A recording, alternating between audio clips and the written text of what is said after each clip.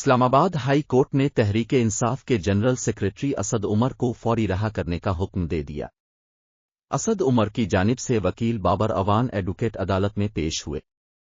اسلام آباد high court نے 3 MPO کے تحت گرفتاری کالعدم قرار دے دی ہے۔ عدالت نے اسد عمر کو پرتشدد احتجاج کا حصہ نہ بننے کا بیان حلفی جمع کرانے کا حکم بھی دیا ہے۔ جسٹس گل حسن اورنگزیب کا کہنا تھا کہ بیان حلفی کی خلاف ورزی ہوئی تو اسد عمر سیاسی کیریئر بھول جائیں۔ عدالت نے اسد عمر کو ٹویٹس بھی ڈیلیٹ کرنے کی ہدایت کی۔